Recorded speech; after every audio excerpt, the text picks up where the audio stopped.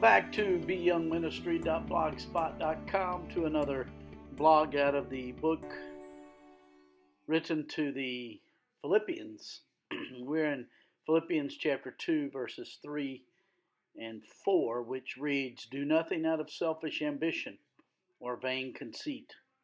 Rather, in humility, value others above yourselves, not looking to your own interests, but each of you to the interests of others." That's Philippians 2, 3, and 4. Welcome to those who access the podcast through the Be Young Ministry YouTube channel. The main theme in Philippians is joy.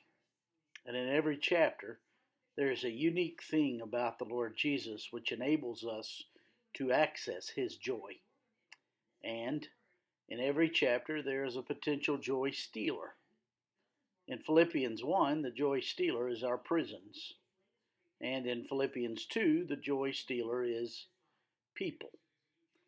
In Philippians 1, the unique thing about the Lord Jesus that enables us to access His joy is His life. For me to live is Christ. In Philippians 2, the unique thing about the Lord that enables us to access His joy is His way of thinking, which is often the exact opposite of the way we think. We'll consider that more in our next podcast and blog. In verse 5 of chapter 2, it reads, "Have this mind in you." In other words, think like He thinks. We'll talk more about that tomorrow. It's sad, but sometimes suffering pulls us apart. Often when we suffer, we withdraw from others, even those whom we love. The encouragement here is that when we suffer, we serve each other in humility. Humility is not about what we think about ourselves. It's about how we interact with one another. One translation renders this: "Be moved to treat one another as more important than yourself." In our text, the enemies of unity and joy are selfish ambition and vain conceit. Selfish ambition can be understood as motivation to elevate oneself or to put one's own interests before another's. It is a self above others approach. Vain conceit means empty glory.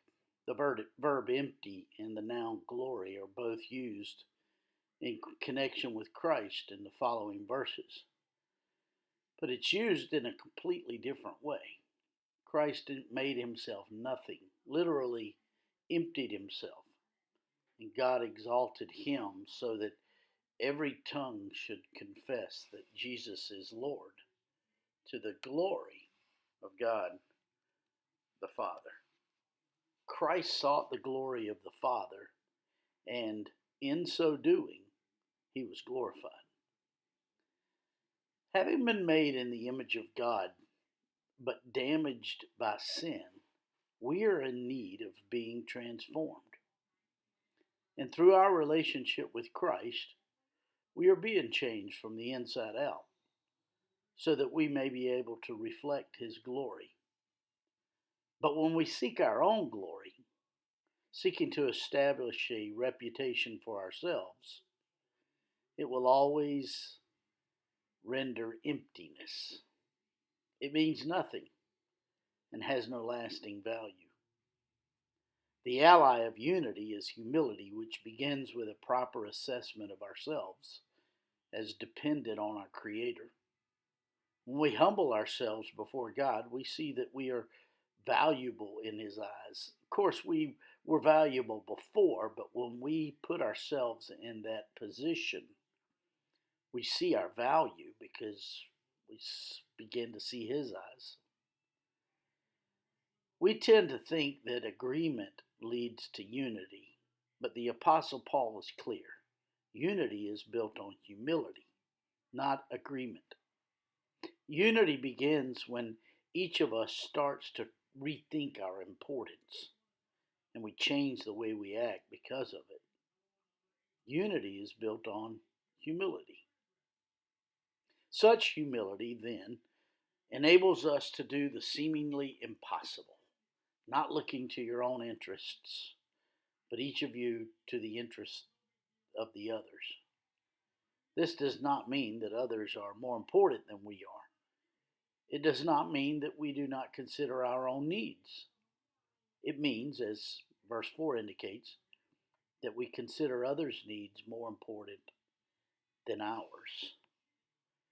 The verb that would be translated looking to, skopeo in the Greek, was used of a military guard or a spy or a scout.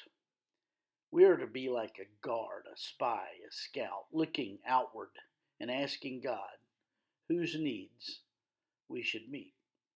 Paul considered his life necessary for the Philippians' progress in the gospel. The quickest road to unhappiness is the freeway of self. And if we get on that freeway of self, we will discover that it is packed. There are lots of people on it, but it's a dead-end street going nowhere but to frustration. On the other hand, when we get on Humble Road, although it's quite lonely, it is the quickest road to joy, real joy, that is not daunted by our circumstances. Finally, I love this quote from Andrew Murray. He once said, "Humility is perfect quietness of heart. It is to expect nothing, to wonder at nothing that is done to me, to feel nothing done against me. It is to be at rest when nobody praises me, and when I am blamed or despised.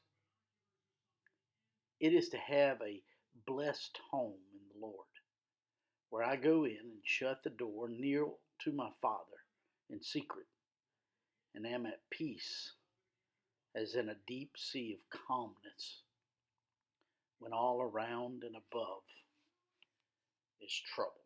My friends, I trust this podcast and this blog are helping you in your walk with God. If I could be of further assistance to you, shoot me an email at beyoungministry@gmail.com. Hey, have a great day.